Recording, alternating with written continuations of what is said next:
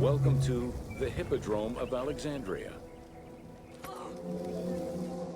The main hippodrome of the city was called the Legeon, in honor of Lagos, the ancestor of the Ptolemies. Alexandrians were great lovers of horse racing.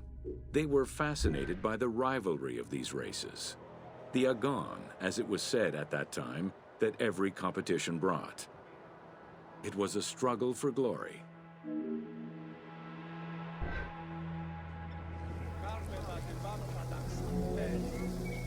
The most important chariot race was the Tethrypon.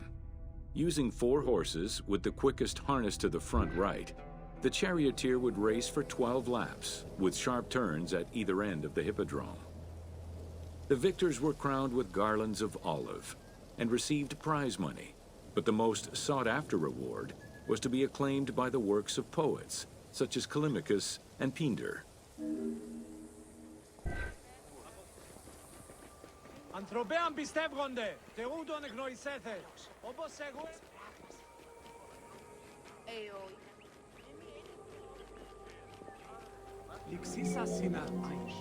Ye hymns that rule the lyre, what god, what hero, aye, and what man shall we loudly praise? Verily Zeus is the lord of Pisa, and Heracles established the Olympic festival, while Thiron must be proclaimed by reason of his victorious chariot with its 4 horses.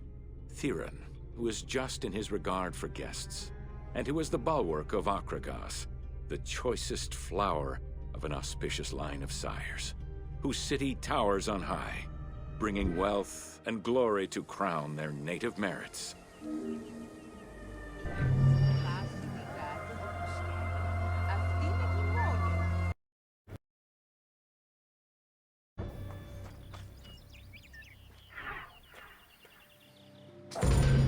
Welcome to Osiris, the first mummy.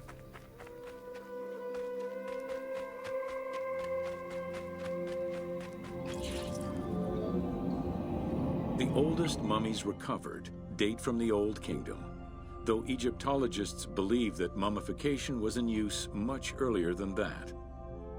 At first, the body was mummified through environmental desiccation, by leveraging the dryness of the environment and the heat of the climate.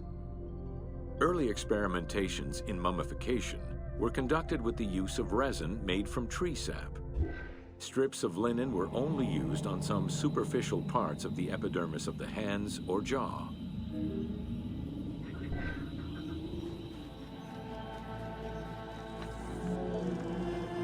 Ideologically, the will to preserve the body is not explained in any way until 3600 BCE.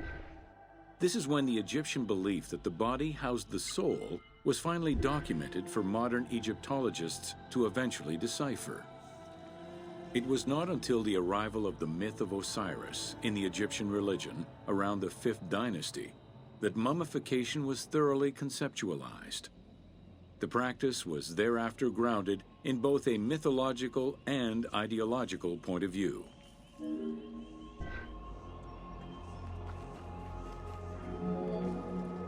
Osiris was mainly known as the god of the dead and the god of resurrection. The most well-known Genesis myth concerning Osiris is that of his dismemberment.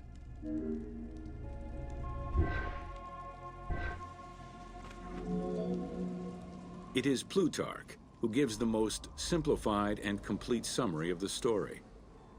Within Egyptian mythology, Osiris represented the first king to rule Egypt. Jealous of his power, his brother Seth attempted to usurp his throne.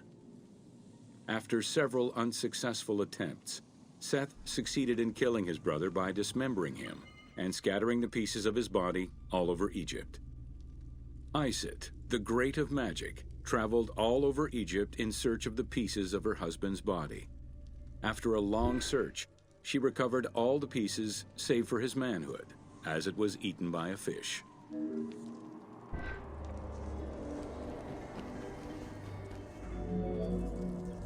Isis then reassembled the body of her husband by binding it together with strips of linen. Aided by her sister Nephthys, another powerful magician, they gave Osiris the breath of life.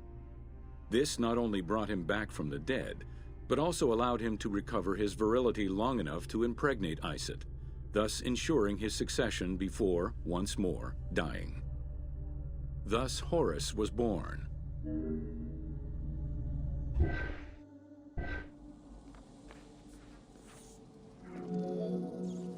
The ritual used to bring Osiris back to life essentially depicts how he became the first mummy.